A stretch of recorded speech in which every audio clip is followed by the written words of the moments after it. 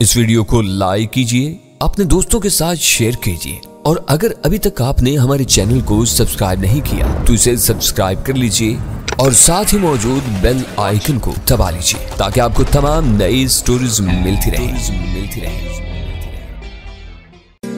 तुम किसका हवाला दे रहे हो? अव्वल खान ने बेसाख्ता सवाल किया। कृष्ण कुमार ने उन्हें हमारे बारे में कुछ नहीं बताया। इस बारे में गजाला का अंदाजा 100% दुरुस्त था। तुमने ये अंदाजा कैसे लगा लिया? मुझे तो दोनों बातों में कोई ताल्लुक नजर नहीं आता।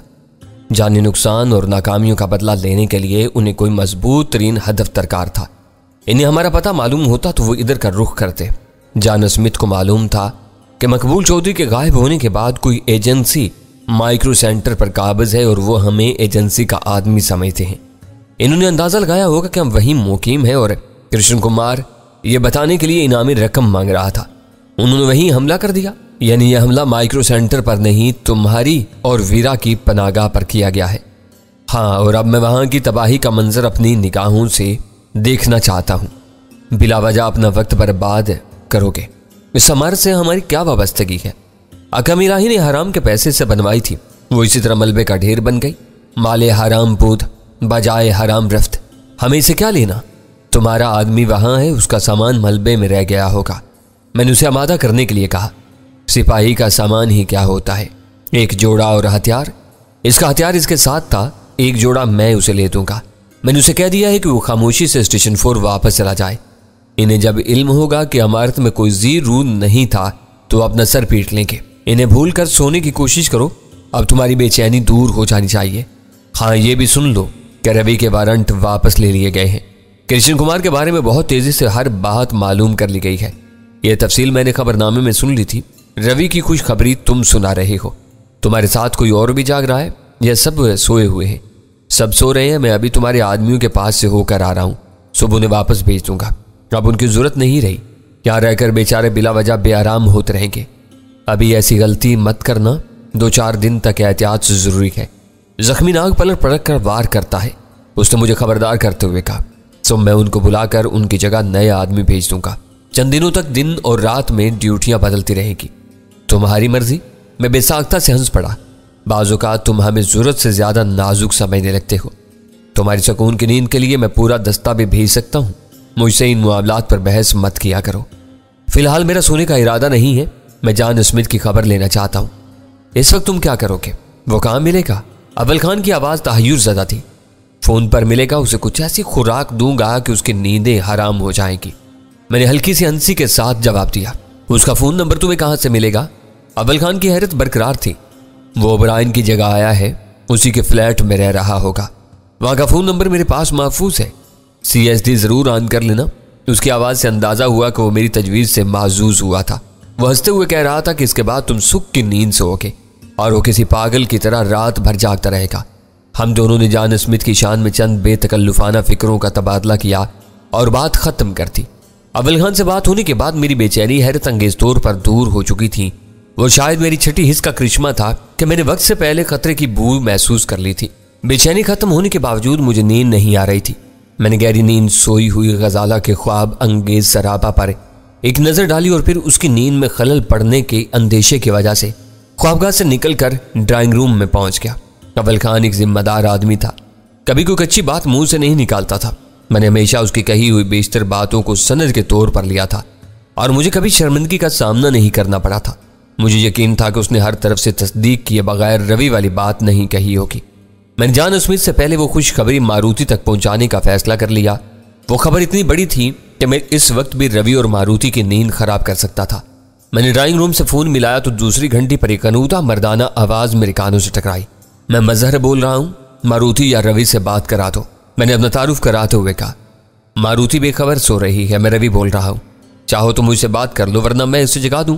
उसकी आवाज से नींद का नशा बहुत हद तक काफूर हो गया था। मुझे मान लेना पड़ा कि वह अपनी बीवी की आजादियों के बारे में गैर मामूली हद तक फराख दिल था। तुम्हारे लिए अब कोई खतरा नहीं है। सुबह तुम बेफिक्र होकर अपने घर जा सकते हो। अब वहां कोई नहीं आएगा। Oh great. रिसीवर पर रवि की मुसरत अमेज आवाजें उभरी। मारुति ने तुम्हारे बारे में सच कहा था। तुम वाकई कमाल के आदमी हो। शुक्रिया। अब तुम आराम करो, फिर किसी भले वक्त पर तुमसे मुलाकात होगी। इससे ज्यादा भला वक्त और क्या होगा? कल शाम तुम हमारे साथ चाय पियोगे?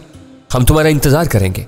मैं दिल से इस मुलाकात का ख्वाह था, मगर मैंने किसी गर्मजोशी का मुजाहरा किए बगैर कहा, मैं कोशिश करूंगा। कोशिश नहीं, वादा करो मेरे दोस्त।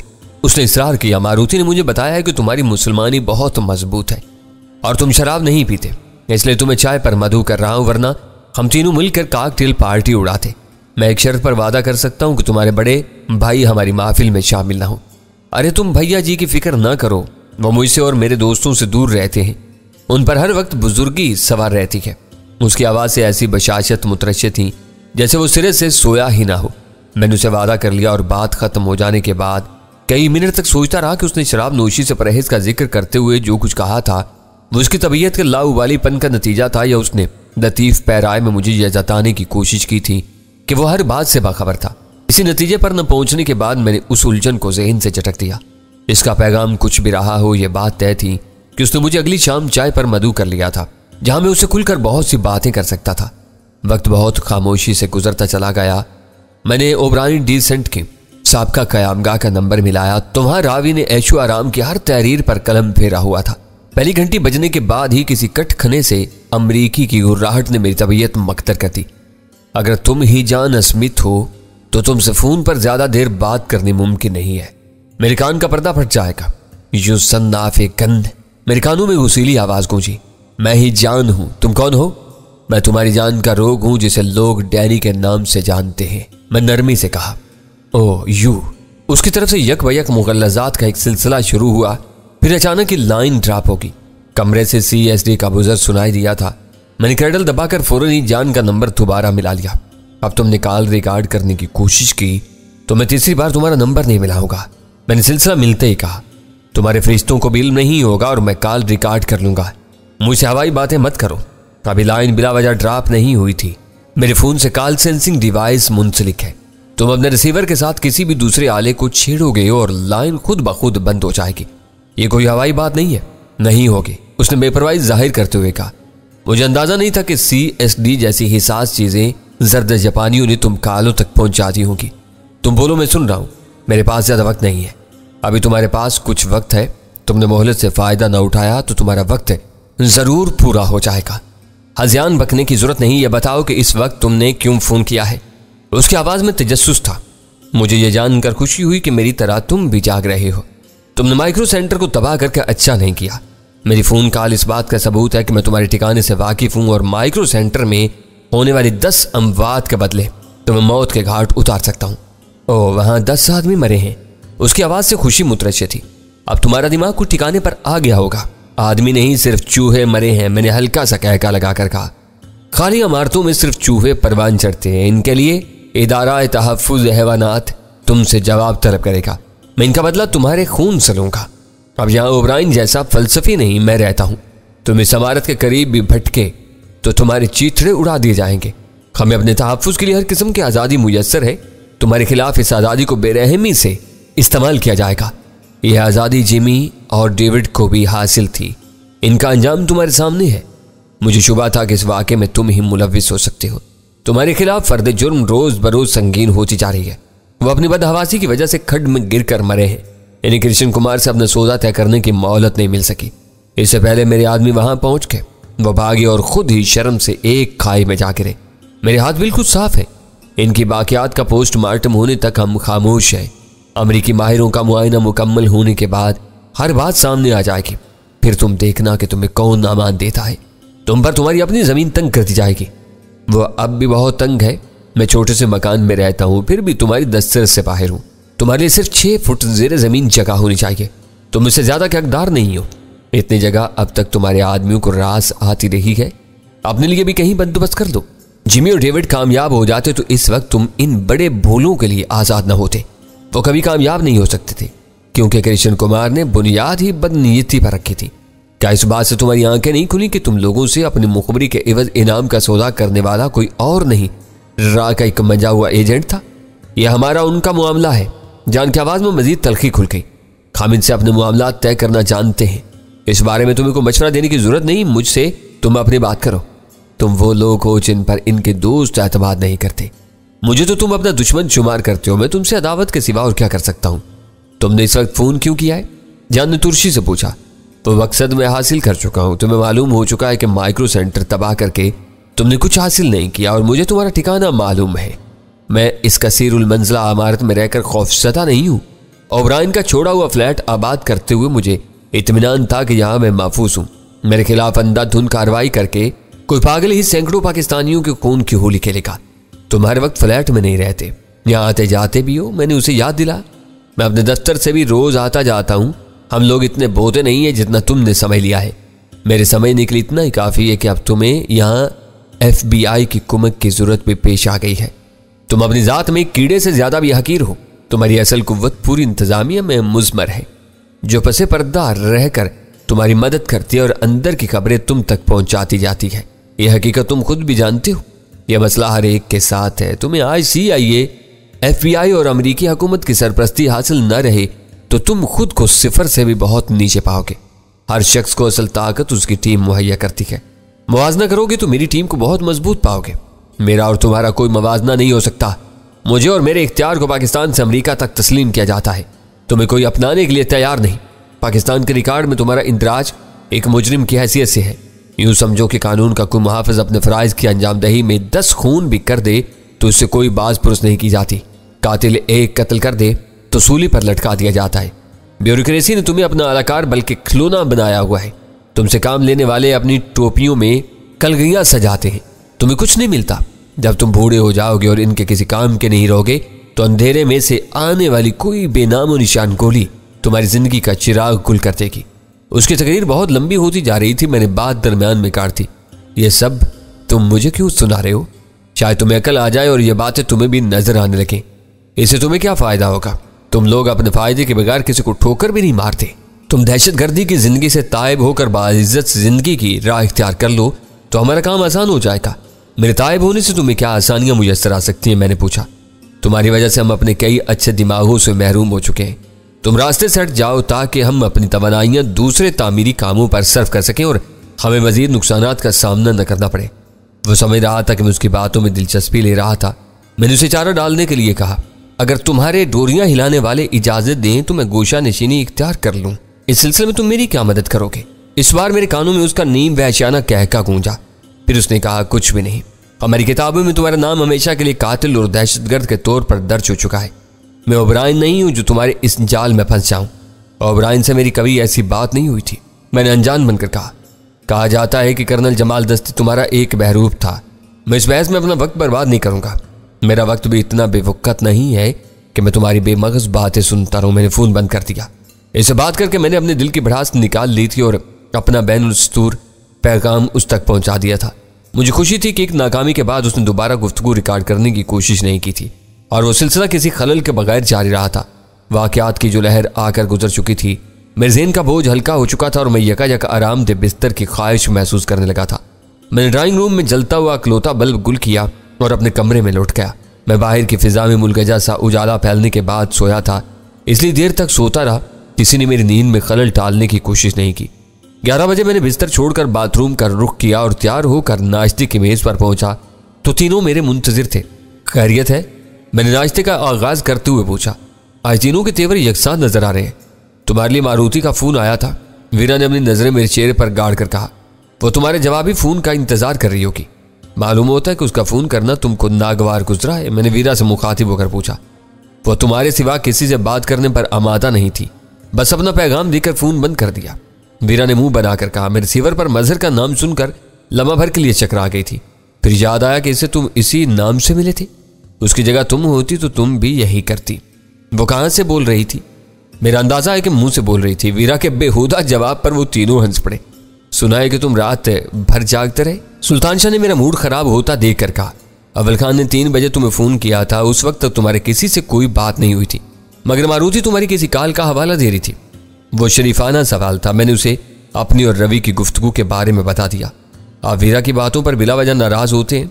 ये हंसने हंसाने के लिए भी उल्टी सीधी बातें कर जाती है। गजाला बोली, ये बात याद रखना। मैंने हंसते हुए कहा, आइंदा तुम्हें वीरा की कोई बात बुरी लगी तो मैं ये मशवरा याद दिला दूंगा। हंसने बोलने के बावजूद हमारे दरमियान कुछ देर तक तनाव की कैफियत मौजूद रही। इसका वाहिद सबब मारुति की फोन कॉल थी। मेरे नाश्ते से फारिग होने के बाद वो तनाव दूर हुआ तो मेरी रात की मसरूफियात जेर बहस आ गई। मेरे बेदार होने से पहले अव्वल खान का फोन आ चुका था। उसकी जुबानी उन्हें मालूम हो चुका था कि पिछली रात माइक्रो सेंटर को तबाह कर दिया गया था। अव्वल खान को हरीचंद के बारे में तशवीश थी। घर से गायब होने के बाद पूरे हैदराबाद में उसका सुराग नहीं मिल सका था। इसकी ख्वाहिश थी कि मैं जल्द अज जल्द मारुति से राब्ता करके उसे रवि की मुकम्मल गुलू खुलासी की नवीद सुनाऊं और फिर उससे हरीचंद के बारे में बात करूं ताकि कृष्ण कुमार का वो साथी भी गिरफ्त में आ सके। उसे डर था कि ताखीर की सूरत में कहीं वो सरहद पार न निकल जाए। अव्वल खान की फिक्रमंदी में मारुति की फोन कॉल का जवाब मौजूद था जब मैंने उन्हें बताया कि उस नजरिए के तहत मैंने रात को रवि से बात की थी और शाम के लिए उसकी दावत भी कबूल कर ली थी। मेरी और जान स्मिथ की गुफ्तगू मेरे नजदीक बेमकसद थी, मगर उनके लिए वो दिलचस्पी का सबब बन गई और इस पर देर तक सवाल और जवाब का सिलसिला चलता रहा। मेरी मसरूफियात के बारे में उनकी ब्रीफिंग मुकम्मल हो चुकी थी। वो आपस में तबादला ख्याल करने में मसरूफ हो गए। मैंने ड्राइंग रूम में जाकर ताज़ा अखबार संभाल लिया जिसमें पिछले वाकयात की बाज़गश्त के साथ नया मवाद भी शामिल था। पिछले रोज कृष्ण कुमार की शनाख्त के सिलसिले में रवि मोहन का नाम बहुत उछाला गया था, लेकिन ग्रीन फार्म पर उनकी तस्वीर की शनाख्त और फिर मीरपुर खास से शवाहिद मिल जाने के बाद रवि मोहन का नाम अचानक खबरों से गायब हो गया था। वो एक अच्छी अलामत थी क्योंकि इस वक्त पूरे शहर में सिर्फ रवि और मारुति ही हमारे लिए कोई मसला पैदा कर सकते थे। अव्वल खान की उजलत की वजह से हमारे घर का फोन नंबर जगदीश, रवि और मारुति तक पहुंचा हुआ था। जगदीश से रस्मी बातें हुई थी इसलिए वो इस नंबर की अहमियत को समझने से कासिर था, मगर रवि और मारुति को पूरी तरह इल्म था कि मैंने कृष्ण कुमार का सुराग हासिल करने के लिए इनसे रवि की मुआफी का सौदा किया था और उसी रात कृष्ण कुमार को मार दिया गया था। वो आसानी से समझ गए होंगे कि कृष्ण कुमार हमारे शिकार बना था। मारुति के लिए मैं सिर्फ एक चेहरा था क्योंकि वो मेरे असल नाम से बेखबर थी। रवि के लिए मैं सिर्फ एक आवाज था। इनके पास मेरा कोई हकीकी सुराग था तो वो फोन नंबर था। इस पर थोड़ी सी मेहनत करके कोई भी हमारे घर तक पहुंच सकता था। मेरे न चाहते हुए भी वो दोनों मियाँ बीवी हमारे राजदार बन गए थे। इनकी खुशनुदी की अहमियत मेरे और अव्वल खान के सिवा कोई नहीं समझ रहा था। वो कृष्ण कुमार के कत्ल के मौजू पर जुबान खोलकर दुश्वारियां भी पैदा कर सकते थे। 12 बजे इस्लामाबाद से जलाल का फोन आ गया। उसने रस्मी अलैक्स सलैक और मिजाज पुरसी के बाद बताया कि अमेरिकी हुकूमत ने जिमी और डेविड की मौत पर कोई एहतजाज नहीं किया था, मगर वजारत खारजा को व्हाइट हाउस से एक सख्त नोटिस भेजा गया था जिसमें जोर देकर कहा गया था कि जिमी और डेविड ने वाज़ेह हदायत की खिलाफ वर्जी की कीमत एक जानलेवा ज़ाहिरी हादसे की सूरत में अदा की जो पाकिस्तान की सरजमीन पर एक मामूल बन चुकी है। हदूद और हदायत से बहुत से लोग तजावुज करते रहते हैं, जिनमें पाकिस्तानियों के साथ बहुत से गैर मुल्की भी शामिल हैं। लेकिन यह बात हैरत और सदमे के साथ नोट की गई है कि बाज़पुर इसरार और नादीदा कुव्वतें हर वक्त अमरीकी एहलकारों का पीछा करती रहती हैं और यूं ही इनमें से कोई मुकर्रा हदूद से तजावुज करता है उसे बेरहमी से मौत के घाट उतार दिया जाता है या सरेआम तजलील का निशाना बनाया जाता है। इस सिलसिले में रावन, मायर और उसके साथ ही commando Bob Raphael, Jimmy Jones और डेविड के खसूसी हवाले दिए गए थे। मुहज़्ज़ब सफारती जुबान इस्तेमाल करते हुए कहा गया था कि व्हाइट हाउस को यकीन है कि हकीकत ये नहीं है, मगर बज़ाहिर ऐसा मालूम होता है जैसे बाज़ अनासिर को पाकिस्तानी हुकूमत की जानिब से खुली छूट मिली हुई है कि वो जब और जहां भी मुनासिब समझे किसी अमरीकी एहलकार को मार डाले। इनसे कोई तारुज़ नहीं किया जाएगा। जरूरत पेश आए तो इन्हें सरकारी तहफ़्फ़ुज़ भी फराहम किया जाएगा। व्हाइट हाउस इस खतरनाक तअस्सुर का फौरी खात्मा चाहता है। वो हालात बरकरार रहे तो अमरीकी मुलाजमीन पाकिस्तान में अपनी तैनाती कबूल करने से इनकार कर देंगे। मुमकिन है कि सिफारती दफातर बंद करने की नौबत आ जाए।